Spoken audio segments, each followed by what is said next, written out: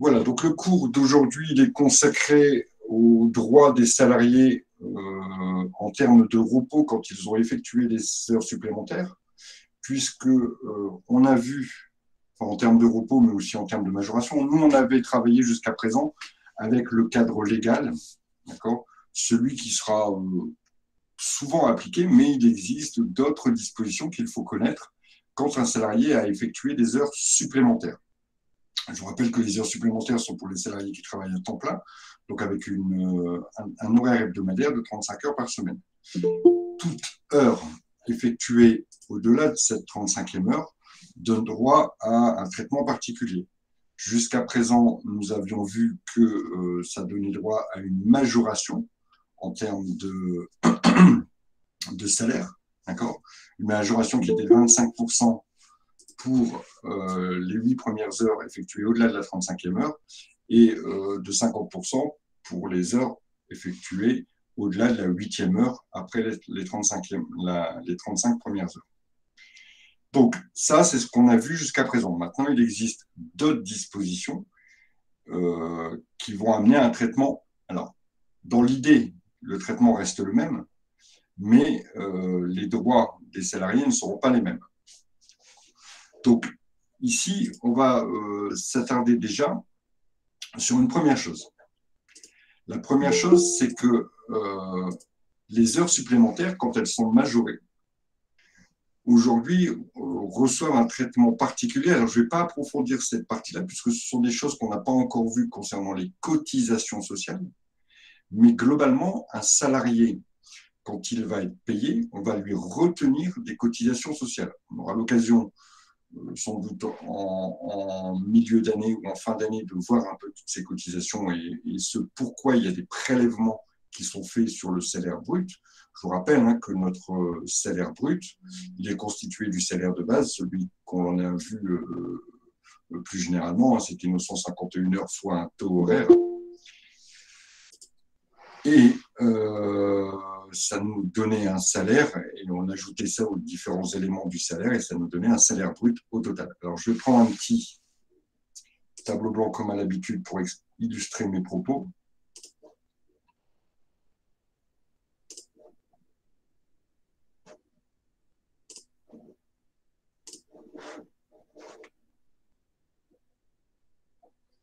Non, je ne vais pas oublier de le partager aujourd'hui.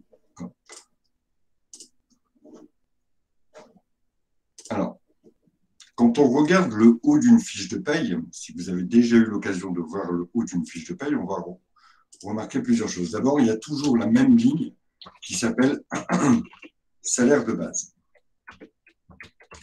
Le salaire de base, c'est le salaire que l'employé aurait touché s'il avait travaillé de façon normale, et je parle bien ici du salarié qui fait 35 heures par semaine.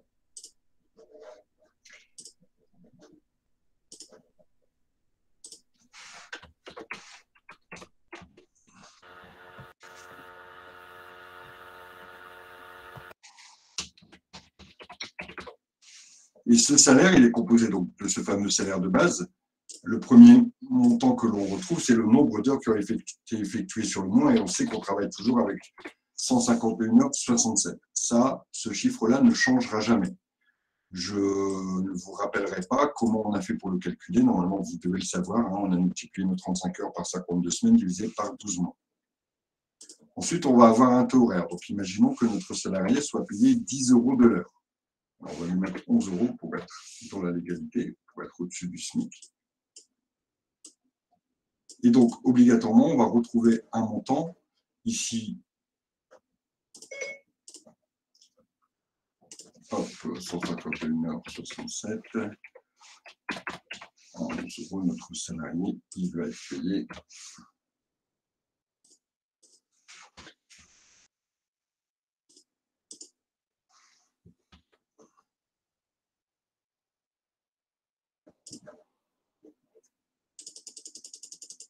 Alors, 1668,37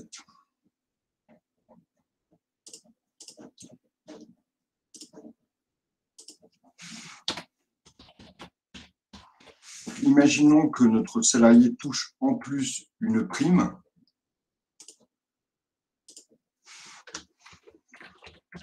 Imaginons que ce soit une prime de rendement. Alors, on ne va pas rentrer dans le détail, puisque on ne sait pas trop comment c'est constitué, mais peu importe.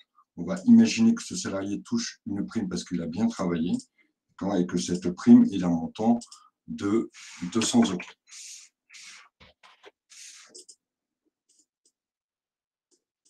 Voilà. Une fois qu'on aura tous les éléments, on pourra voir encore d'autres choses, et ces choses-là, on va les voir au fur et à mesure que l'on va avancer dans nos chapitres. Quand on va commencer à voir les éléments qui constituent le salaire, mais ici, j'ai besoin de moins d'avoir ces notions-là pour vous expliquer comment ça fonctionne exactement au niveau des exonérations pour les heures supplémentaires. Donc, le tout ici, tous les éléments qui constituent le salaire vont être regroupés dans ce qu'on appelle le salaire brut. Le salaire brut, c'est la somme de tous ces éléments-là. Et ici, vous comprendrez bien que le salaire brut est de 1668,37.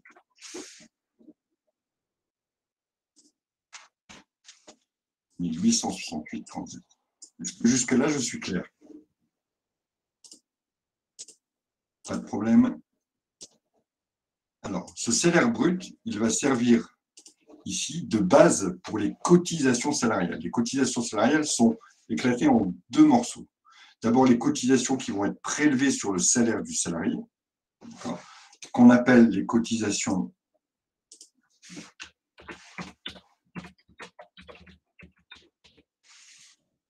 salariales. Donc, il y a une partie qui est salariale.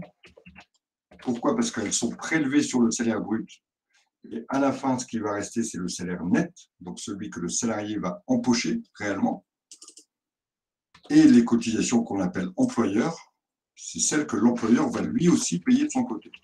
Alors, si vous voulez bien, on ne va pas rentrer dans le détail des cotisations, puisqu'il en existe, on va dire, une vingtaine différentes. On ne va pas rentrer dans le détail, puisque ça fait l'étude d'un chapitre vraiment spécifique. Mais en tout cas, ces cotisations sont globalement, alors vraiment à la louche, parce qu'il existe plein d'exonérations possibles, et ça, ce n'est pas notre propos aujourd'hui, mais globalement, les salariés vont payer 25% de cotisation et les employeurs vont payer 40% de cotisation. Donc, toute cotisation confondue, le salarié, lui, on va dire, allez, on va mettre à la louche, il va payer 450 € de cotisation. Et l'employeur va payer 600 € de cotisation. Voilà. Sans connaître le détail, bien sûr. Donc évidemment, plus le salaire va être élevé, puisque les cotisations, c'est un pourcentage du salaire brut. Les cotisations sont un pourcentage du salaire brut.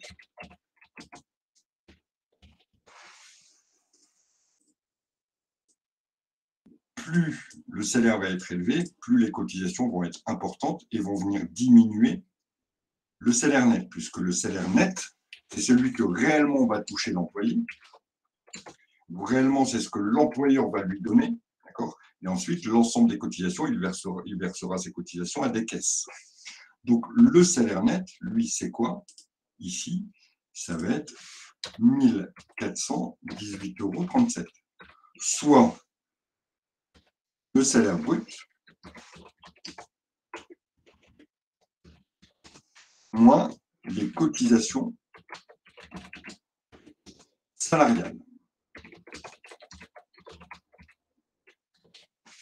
Encore une fois, il y a vraiment plein d'autres choses qui interviennent, mais au moins vous aurez une notion de ce qu'est un salaire brut, de ce que sont des cotisations et de ce qu'est un salaire net. Donc, comment j'ai fait pour calculer mon salaire net? J'ai pris mon salaire brut, j'ai retiré les cotisations qui ont été calculées par rapport à un pourcentage du salaire brut, et j'obtiens le salaire net, c'est celui qui sera, lui, il sera versé au salarié. Versé au salarié. Je finis mon explication, Michael, et je vous donne la parole. Ça, c'est versé au salarié.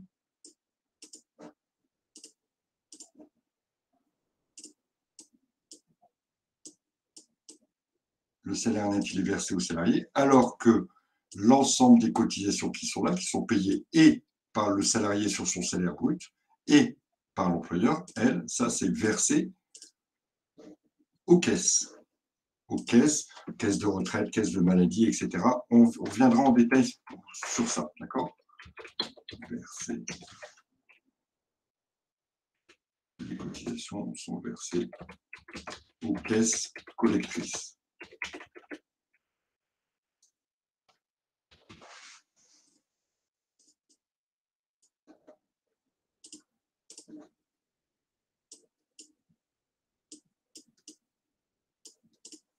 Alors, je vous écoute, Mekaïda. Vous avez une question? Oui, donc je voulais que vous repreniez la partie des deux types de cotisations, s'il vous plaît. Donc, en fait, ici, on va avoir deux types de cotisations. Des cotisations qu'on appelle cotisations salariales. Pourquoi on les appelle ces cotisations salariales? Parce qu'elles sont prélevées sur le salaire brut.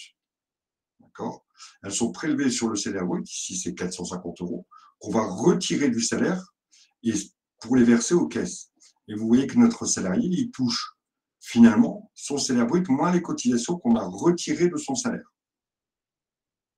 Donc voilà comment sont calculées les cotisations. Et en plus, l'employeur, lui, de sa poche, il va verser, en plus du salaire, bien sûr, puisque le salaire, il est versé par l'employeur, hein, il va verser lui aussi des cotisations. Et ces deux cotisations, qu'elles soient de nature salariale ou de nature employeur, vont être versées aux caisses collectrices qui seront chargées après de donner la retraite, de donner des allocations pour l'emploi, des indemnités journalières de congé de maladie, etc., etc. Donc, vous voyez bien tout l'enjeu des cotisations, d'accord, qui font diminuer finalement le salaire que le salarié dispose à la fin du mois. Imaginons maintenant que l'on ait des heures supplémentaires. Imaginons qu'on ait des heures supplémentaires. Ces heures supplémentaires, elles sont exonérées de cotisations. Ça veut dire quoi? Je vais dupliquer ça. Voilà.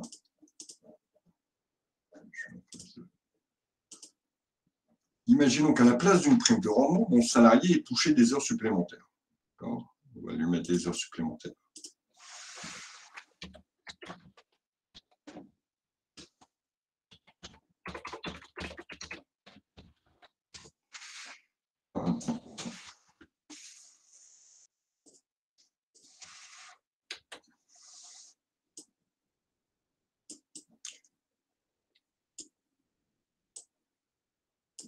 Donc, imaginons que notre salarié, ici, il ait touché 10 heures supplémentaires. Alors, obligatoirement, 10 heures supplémentaires, ça va nous donner des heures à 13,75, hein, d'accord, pour un montant de 137,50 €. 13,75, 137,50 €.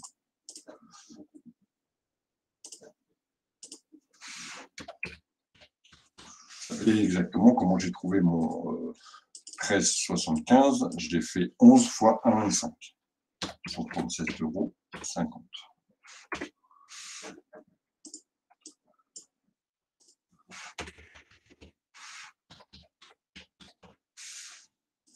Donc ici, mon salarié, lui, il va avoir un nouveau salaire brut, hein, d'accord, un nouveau salaire brut qui va être ici, hop, je calcule rapidos, 2805,87 €.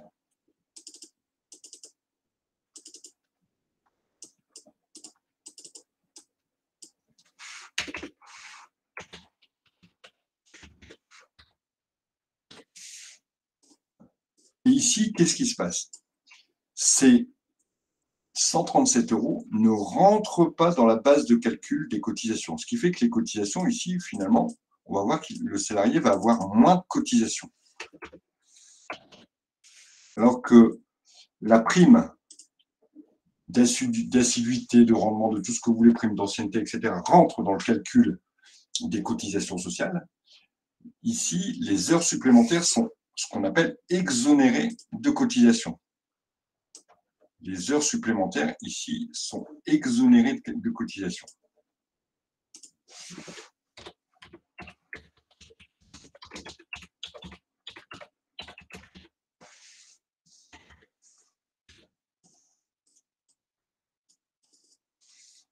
Ça, c'est relativement important. Pourquoi? Parce que le salarié, finalement, il va gagner beaucoup plus que...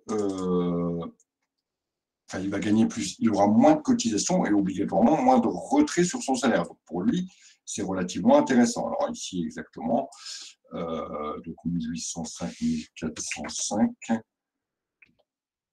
37. Donc, on voit ici que notre salarié, finalement, il va gagner plus d'argent parce qu'il a fait des heures supplémentaires et qu'il y aura moins de cotisations qui sont versées dessus. C'est là tout le sens du premièrement de votre cours, c'est de dire, voilà, les cotisations, les heures supplémentaires, quand elles sont effectuées, vont permettre aux salariés finalement de gagner plus d'argent que si ça avait été mis par exemple avec une prime. Le même montant, si j'avais pris le même montant, je vais vous montrer, je vais illustrer ça avec le même montant. On va imaginer que notre salarié il fait 14 heures supplémentaires. On devrait arriver pratiquement au même montant que la prime. Si je mets 14 heures supplémentaires, j'arrive à 1860. J'ai 13 heures supplémentaires, 1847. Et hop, on était avant à 1868. D'accord, je vais essayer d'arriver près de 1868.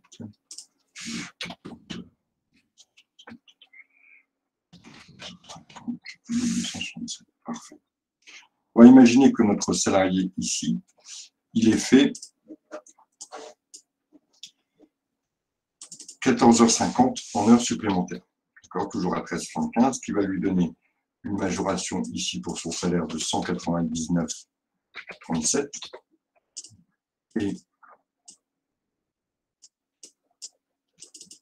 et finalement un salaire de 1867,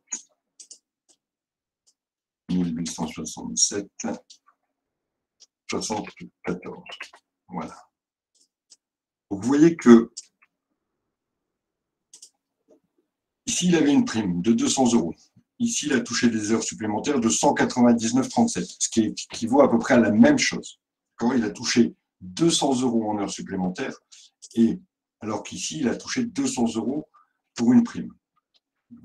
Donc, ce qui lui fait un salaire brut à peu près équivalent, 1868 d'un côté, et de l'autre côté, 1867,74 à 1 € près ou à quelques centimes près, on a à peu près le même montant. Mais les cotisations, ici, on va être même un peu plus parlant, on va dire qu'elles sont de 380 €.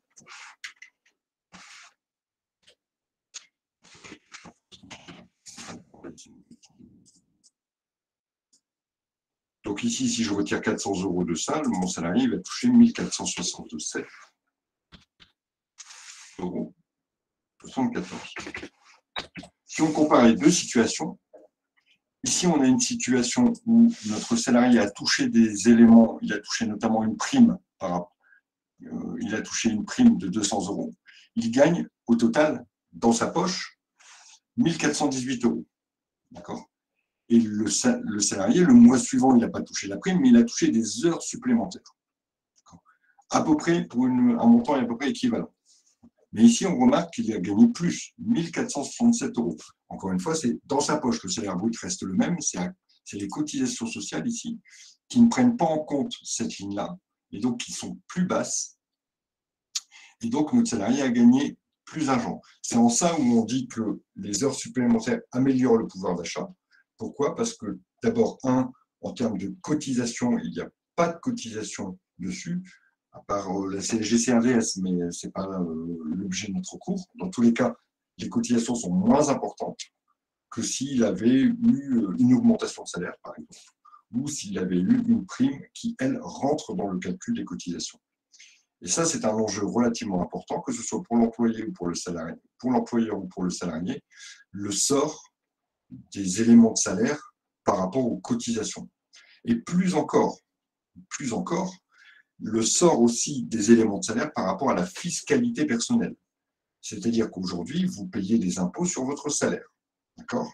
Je ne vais pas rentrer dans le détail des modalités de calcul, etc. Mais dans tous les cas, on remarque que ici, les heures supplémentaires, elles ne vont pas non plus être taxées. D'accord ? Donc, fiscalement, il n'y aura pas d'impôt sur les heures supplémentaires. C'est quand même, je dirais, des éléments de rémunération qui viennent en plus pour le salarié. D'accord? Donc, ça, c'était quel était le sort des heures supplémentaires par rapport aux cotisations. Vous, ce que vous devez retenir, c'est que les heures supplémentaires sont exonérées de cotisations sociales. Donc, vont permettre aux salariés de gagner plus, finalement, parce qu'il n'y aura pas de cotisation dessus. Donc, il n'y aura pas de cette retenue aussi importante que si ça avait été d'autres éléments de salaire. Première chose que je voulais voir avec vous. Deuxième chose que je voulais voir avec vous, c'était la possibilité pour une entreprise de remplacer le paiement des heures supplémentaires par du temps de repos. On va imaginer la situation suivante. Notre salarié, il a fait le salarié X a fait 18 heures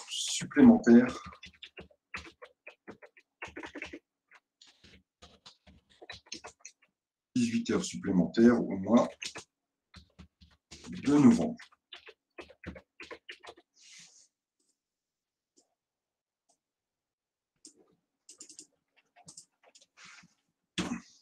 Donc, un accord d'entreprise qui, elle, peut déroger, déroger au droit commun, celui que nous on a appris, celui donc qui impose à l'entreprise de rémunérer les heures supplémentaires au taux de 25% et 25% en fonction du nombre d'heures supplémentaires par semaine. Un accord d'entreprise peut venir modifier ce traitement, et notamment en octroyant aux salariés, en donnant aux salariés, plutôt que de lui donner une rémunération, on va lui donner du temps de repos. D'accord ? Alors, à votre avis, quel est le nombre d'heures de repos que notre salarié va pouvoir obtenir grâce à ces 18 heures supplémentaires qu'il a effectuées au cours du mois de novembre? Alors, si vous étiez employeur, vous avez un salarié. Ce salarié, vous avez fait le décompte de ses heures supplémentaires, il a fait 18 heures supplémentaires. Quel repos vous allez lui octroyer, vous allez lui donner, qu'il pourra prendre au mois de novembre, au mois de décembre, par exemple?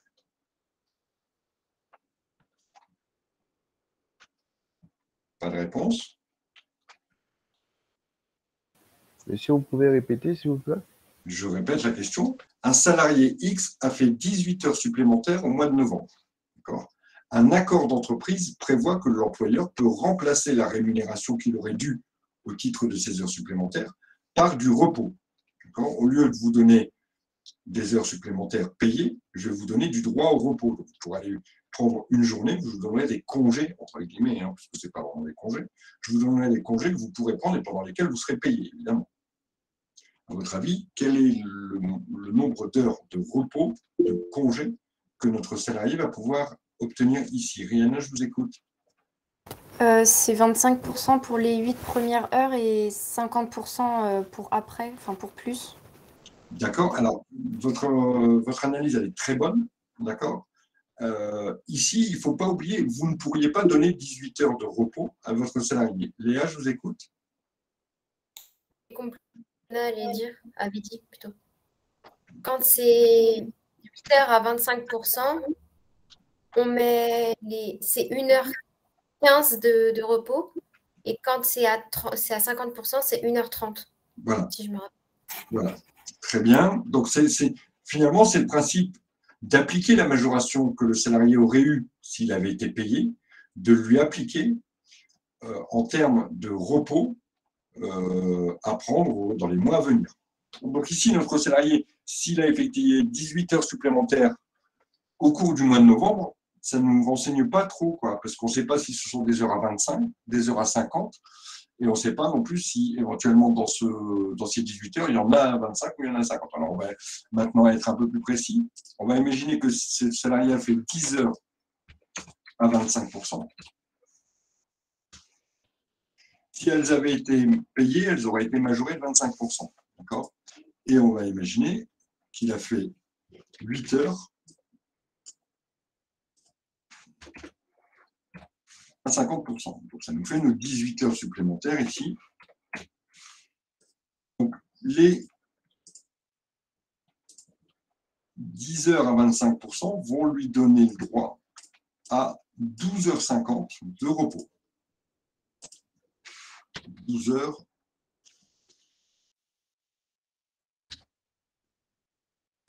et 30 minutes de repos.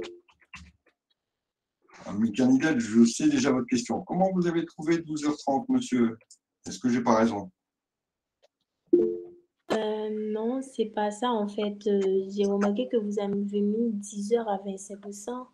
Ouais. C'est pas à 50. C'est pas? C'est pas à 50, de préférence, c'est 8 heures à Alors, 25. c'est bien que vous vous trompiez, Michael Nidal. Michael Nidal me dit, monsieur, vous vous êtes trompé, puisque vous avez mis 10 heures à 25 et 8 heures à 50. D'accord? Elle dit, normalement, les 8 premières heures sont à 25. Et ça, c'est exactement ça que vous pourriez retrouver dans un sujet. Mais les 25 et les 50, ils s'attribuent à quel moment, Michael Nidal? Vous faites votre distribution d'heures 25-50 à quel moment?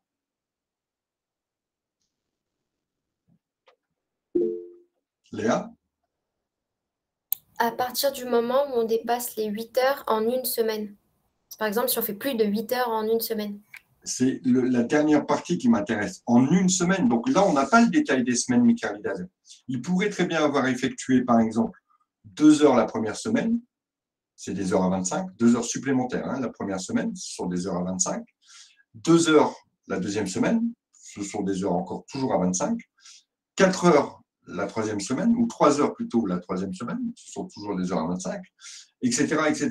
Et on pourrait très bien arriver à un total de 18 heures par mois, mais on pourrait avoir que des heures à 25, comme on pourrait avoir des heures à 25 et des heures à 50. C'est pas ici, c'est pas quand on vous donne le nombre d'heures supplémentaires par mois que l'on sait s'il a des heures à 25, c'est quand on les regarde à la semaine.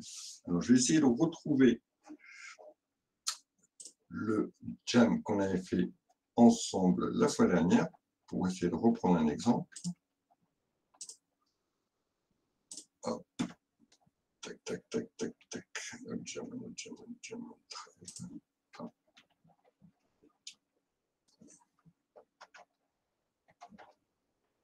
Il est vraiment important que vous compreniez cette notion. Alors, je pense que là, je vais la voir.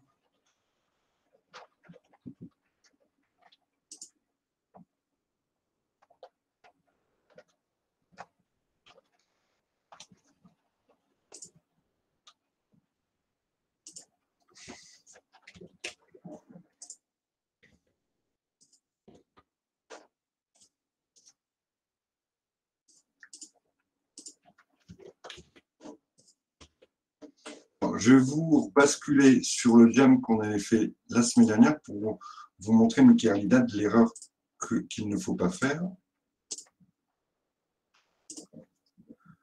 Tic, tic, tic, tic.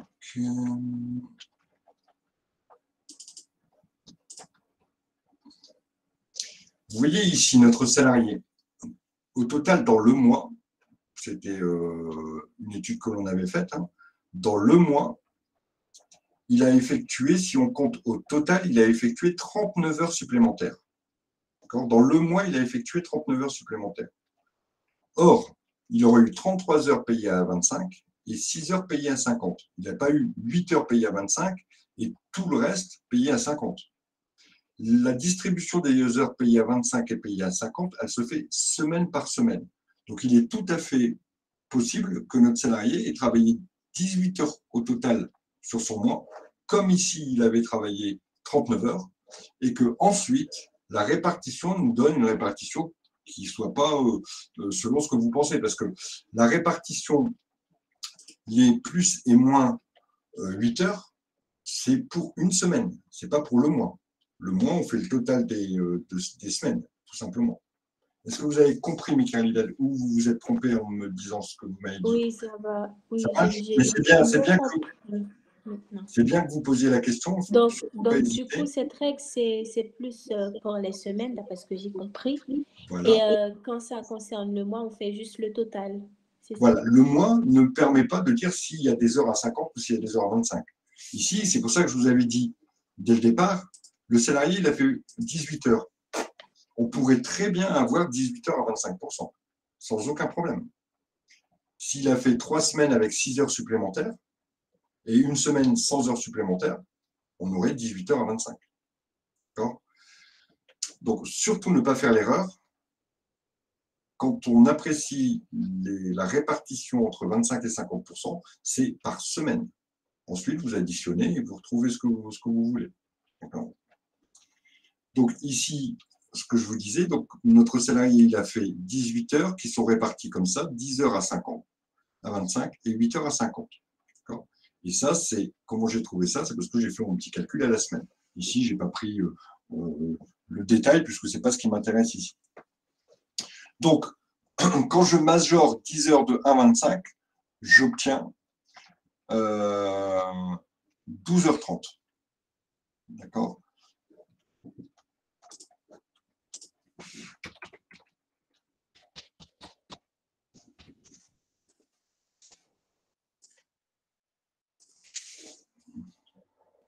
Monsieur, Oui.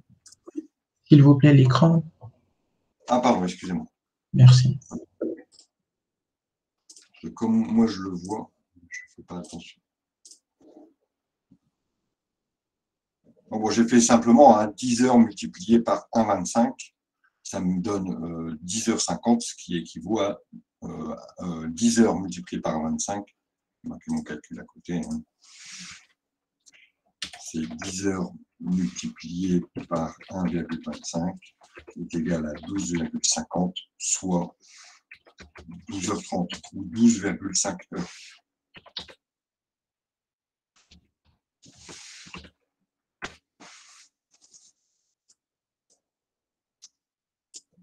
Donc, ensuite, même application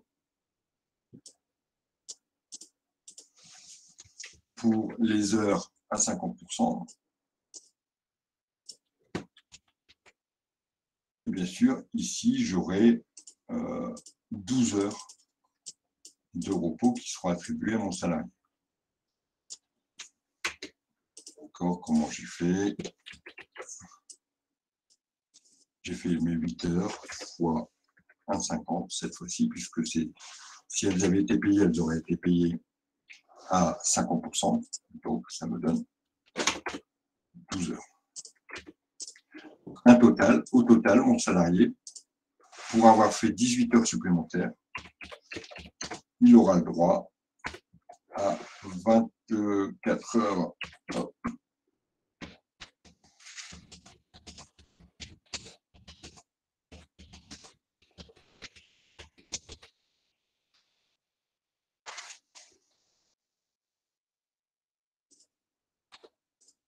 Il aura le droit à 24h50 de repos qui lui seront payés. Donc ici, on voit qu'il y a une possibilité de substituer le paiement des heures par du repos, à condition d'effectuer les mêmes majorations que le salarié aurait perçu s'il avait reçu un paiement de ses heures. Ici, il n'a pas reçu un paiement de ses heures, il va recevoir des heures de repos. Donc, il aura le droit de prendre 3 jours et une demi-heure de congés supplémentaires et que ces congés lui seront payés. Enfin, on appelle ça du repos complémentaire.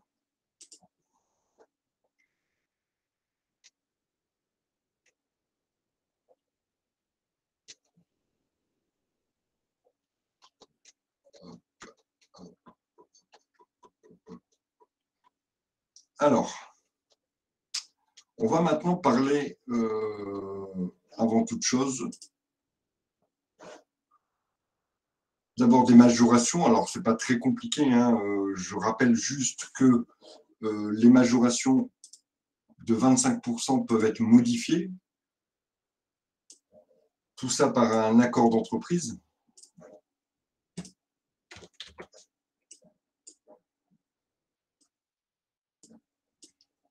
Donc, c'est-à-dire que le droit commun, si rien n'est prévu par l'entreprise, si rien n'est prévu par une convention collective ou encore par un accord d'entreprise ou un accord de branche, alors la rémunération des heures supplémentaires se fera avec les taux que l'on connaît, 25% et 50%.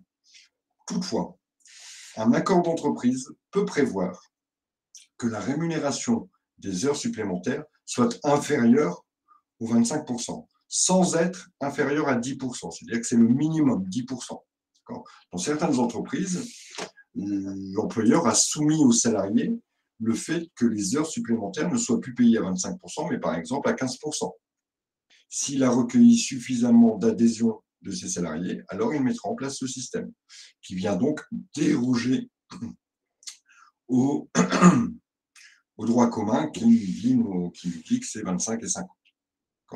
Donc ça n'est possible que si, bien sûr, il y a un accord dans l'entreprise où il y a une convention collective qui le prévoit ou encore un accord de branche qui le prévoit. Si rien n'est dit dans l'entreprise, si rien n'est dit dans la convention collective ou l'accord de branche, alors on applique le droit commun, c'est-à-dire les 25% ou les 50%. Ou bien la convention collective peut renvoyer aux dispositions légales. On peut très bien avoir une convention collective qui nous dise, à propos des heures supplémentaires, on va se conformer aux dispositions légales, c'est-à-dire aux dispositions de la loi. C'est celle des 25 et des 50%. Alors, maintenant, parlons du contingent d'heures supplémentaires.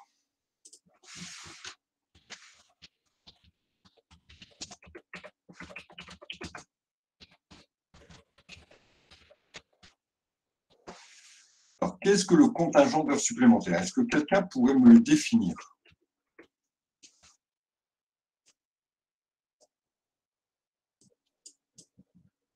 Ça sont les étudiants qui n'ont pas forcément lu leur cours. Allez-y, Léa.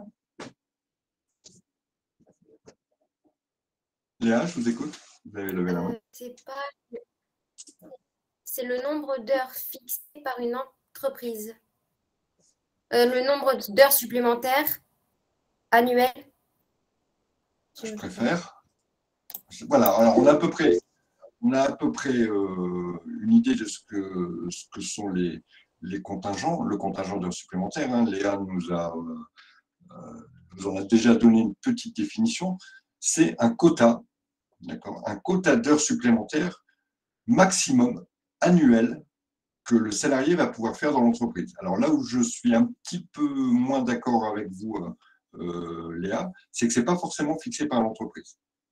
D'abord, il y a un contingent d'heures légal, c'est-à-dire applicable à tout le monde. Non, désolé, monsieur, je me suis trompée. Oui, c'est pas très grave, pas de souci. Ensuite, par contre, là où vous avez raison, c'est que l'entreprise peut donner son propre contingent, qui ne peut pas être, bien sûr, supérieur au contingent légal. Alors aujourd'hui, le contingent légal d'heures supplémentaires, donc annuel, le contingent légal.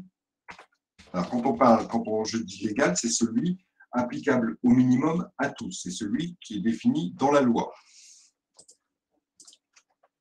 Alors de combien il est d'heures ce contingent légal? Allez-y, Abdel. 220 heures. Exactement. Donc ce contingent légal, il est de 220 heures. Et une entreprise peut tout à fait, par exemple, une convention collective peut indiquer un contingent inférieur. Par exemple, je ne sais pas moi, 207 heures. Voilà. C'est-à-dire que le salarié, il a cette limite.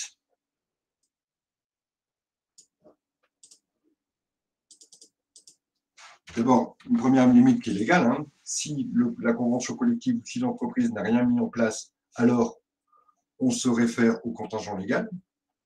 Pareil, les dispositions de la convention collective peuvent très bien renvoyer aux dispositions légales. Ça veut dire qu'on applique le droit commun. Et donc ce droit commun, il nous précise que le contingent annuel, il est de 220 heures. Alors malgré tout, l'entreprise peut aller au-delà de ces 220 heures. Alors elle va devoir justifier des besoins par rapport à son organisation, elle va en faire la demande auprès de la direction départementale du travail ou régionale du travail, elle va certainement obtenir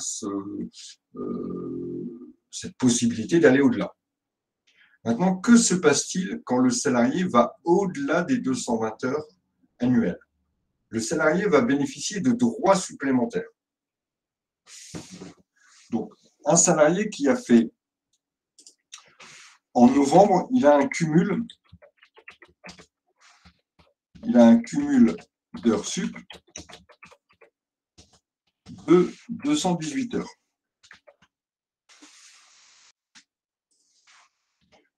Donc, au mois de novembre, il a déjà fait 218 heures supplémentaires. Au mois de décembre, alors bien sûr, il n'a pas fait mes 218 au mois de novembre, il l'a fait depuis le mois de janvier, puisque c'est un cumul. Au mois de décembre, ce salarié, le salarié fait « 9 heures supplémentaires ».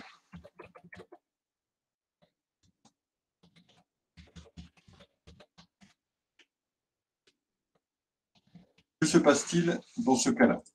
Alors, on remarque déjà que le cumul fin décembre, le nouveau cumul, le cumul fin décembre, il est de 227 heures. On est au-delà du contingent. Alors, l'employeur, bien sûr, aura fait la demande préalablement à la direction régionale du travail. Il aura obtenu l'accord. Il devra peut-être même consulter les instances représentatives du personnel, soit les syndicats ou encore le CSE, etc. Mais ici, il a obtenu le droit d'aller au-delà du contingent. Alors, quels sont les droits du salarié quand le contingent d'heures supplémentaires, qu'il soit légal ou conventionnel, a été dépassé? Alors d'abord,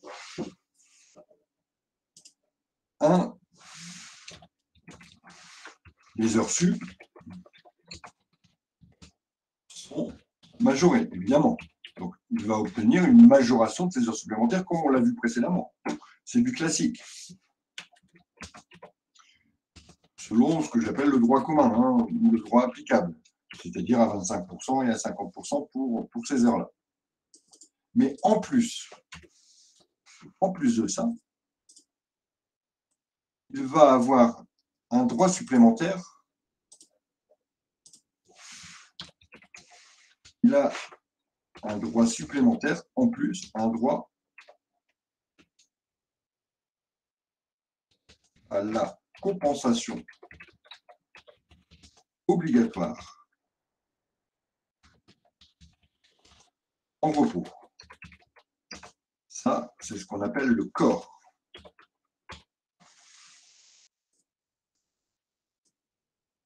Ça veut dire qu'on va lui payer ses heures et en plus, on va lui donner des journées de congé. Et ce corps, il est de combien? À votre avis, quels vont être ses droits supplémentaires en congé, en repos, on va dire, s'il a effectué des heures au-delà du contingent?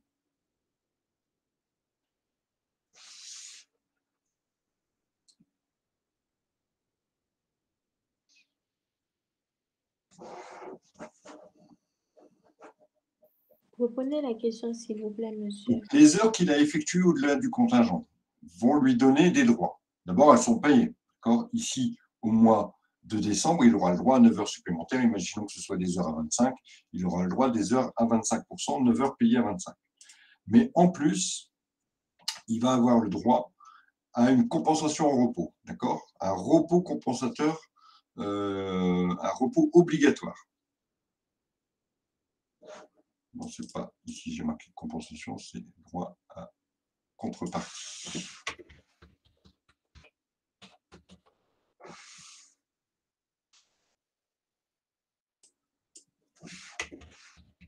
Alors, ce salarié va pouvoir bénéficier d'abord d'un temps de repos qui est égal à 100% des heures faites au-delà du contingent si l'entreprise a plus de 20 salariés. Pour les entreprises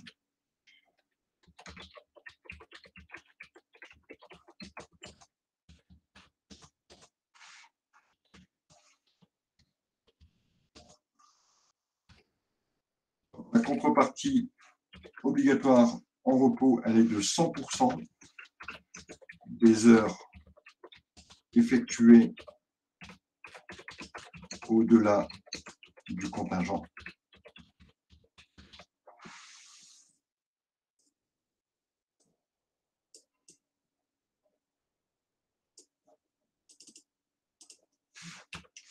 Ou bien, si l'entreprise a moins de 21 salariés ou 20 salariés ou plus,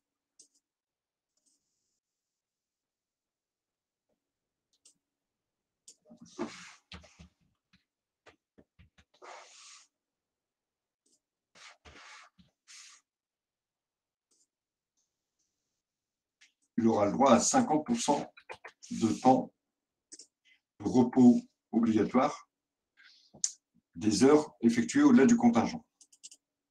Alors, ça veut dire quoi? Ici, mon salarié, on ne sait pas l'entreprise, si l'entreprise a plus de 20 salariés, si elle a 21 salariés, par exemple, alors il aura le droit à 7 heures, puisqu'il a effectué 7 heures au-delà du contingent. Alors, mon salarié aura le droit à 7 heures de repos en plus du paiement. Donc, il a le droit à deux choses. Un, le paiement des heures. On a vu que ce paiement, il pouvait être remplacé par une contrepartie, enfin une compensation en repos. Hein. C'était possible d'alterner. Soit je vous les paye, ou soit je vous donne des jours de congé. Ici, c'est les deux. Comme on est au-delà du contingent, le salarié il a le droit au paiement plus du repos. Et ce repos, il est égal à 100% du temps effectué au-delà des heures du contingent, c'est-à-dire 7 heures dans mon cas, si l'entreprise a plus de 20 salariés. Si elle en avait eu moins, il aurait eu le droit à 3h50. Alors, on va reprendre ça à travers un autre exemple pour que vous compreniez bien.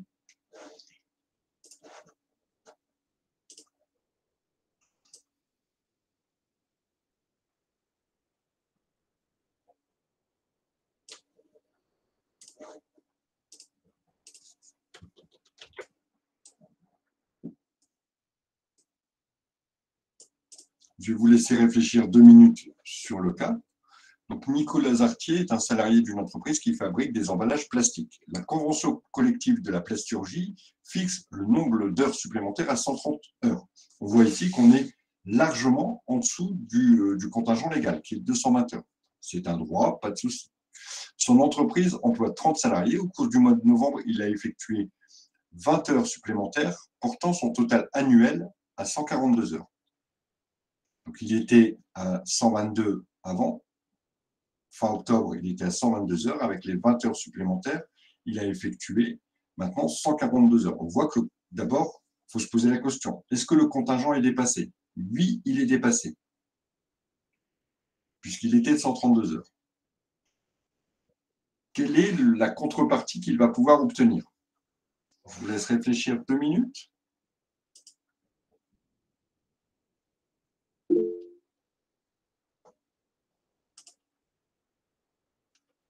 Michael Lidan, une question ou vous voulez répondre? Si vous voulez répondre, attendez 30 secondes, je vous interrogerai la première, je vous promets.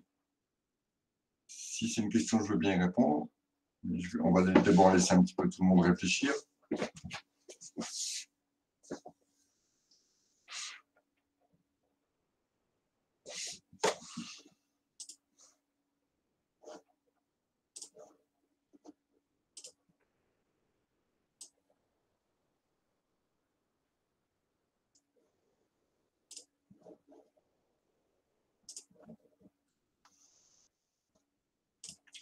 Allez-y, Michael Lidan. Dites-moi ce que vous pensez de cette situation et comment vous la traiteriez. Donc, du coup, au début, il avait fait 130 heures. Et au cours du mois de novembre, vu qu'il a effectué 20 heures supplémentaires sur un total de 142 heures, je pense qu'il donne droit à 100% de contrepartie en repos, soit 12 heures. Soit 12 heures. Alors, votre réponse est bonne. L'explication, elle est un petit peu plus légère, parce que vous m'avez dit qu'il a effectué 130 heures au mois de novembre. Non, il n'a pas effectué 130 heures, enfin, même au mois d'octobre. 130 heures, c'est le contingent. Donc, pas de souci. Le contingent, on le connaît, il est de 130 heures. Maintenant, on va vérifier les choses que vous avez faites. On va vérifier s'il est au-delà du contingent. Effectivement, il est au-delà du contingent puisqu'il a effectué 142 heures. Donc, il est au-delà du contingent pour 12 heures. Comme c'est une entreprise de plus de 20 salariés, d'accord, alors il a le droit à 100% en repos.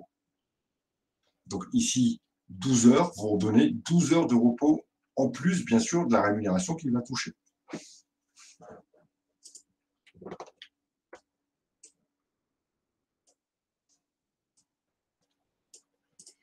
Donc, il a donc dépassé son contingent de 12 heures dans une entreprise de plus de 20 salariés.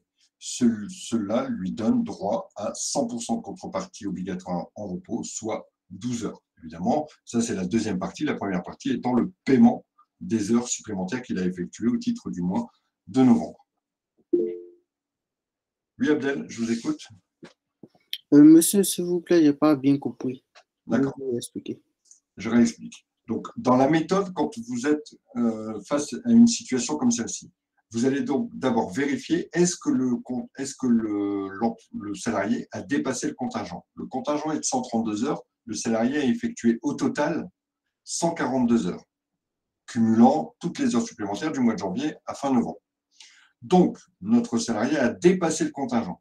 Quand on dépasse le contingent, on a le droit, 1, au paiement des heures supplémentaires, et 2, à une contrepartie en repos, en jour de congé supplémentaire. Ici, la contrepartie, comment elle se calcule?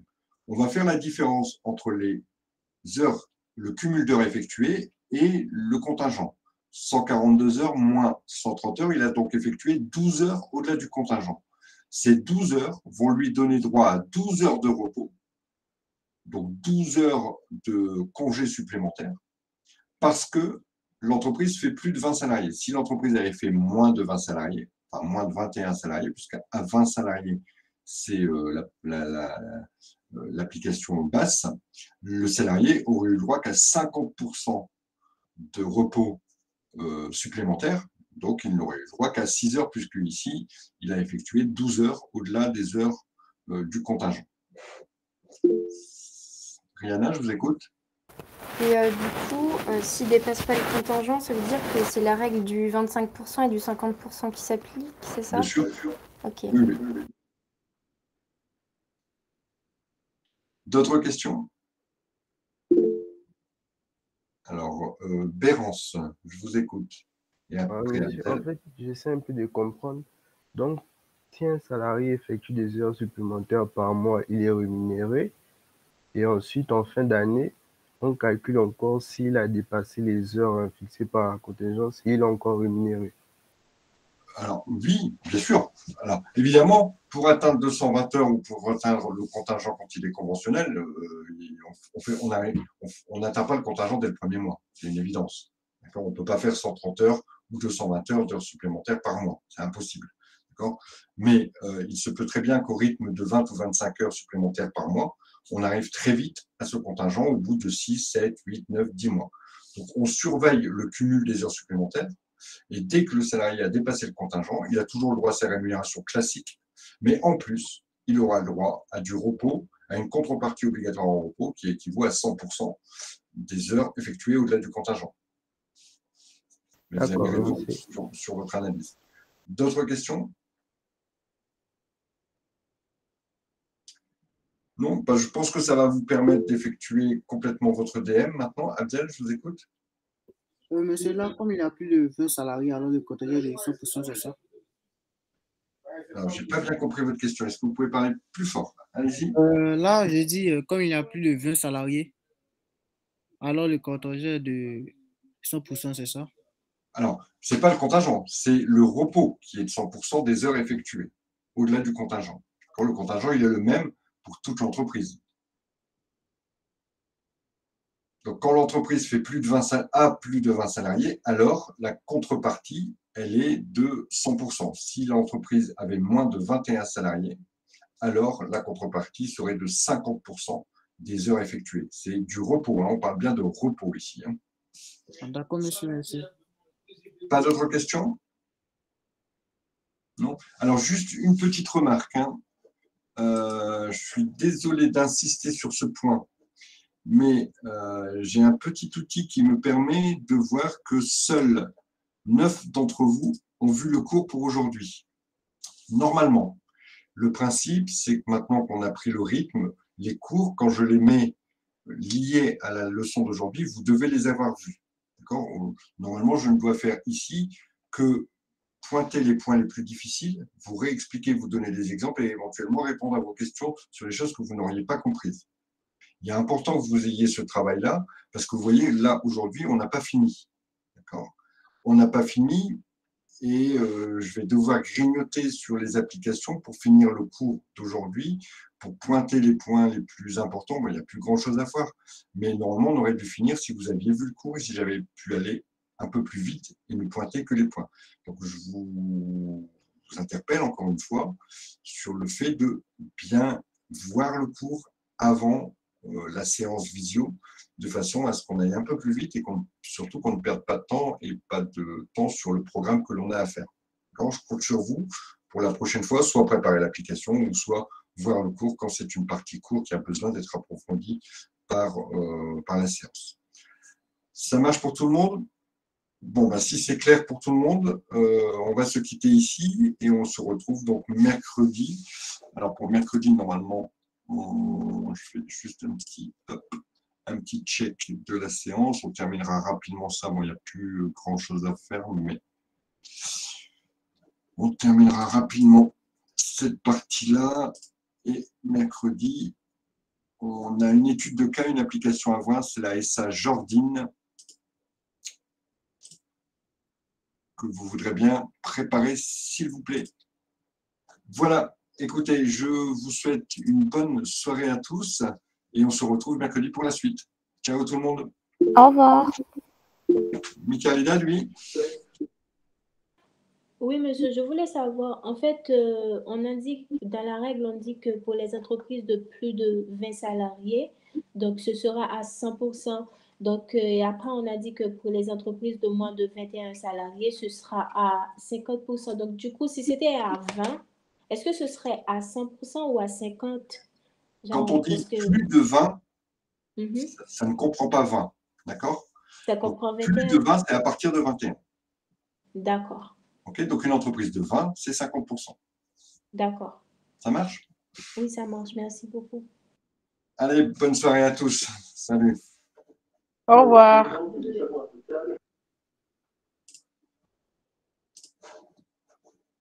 Monsieur, Oui? je voulais m'excuser.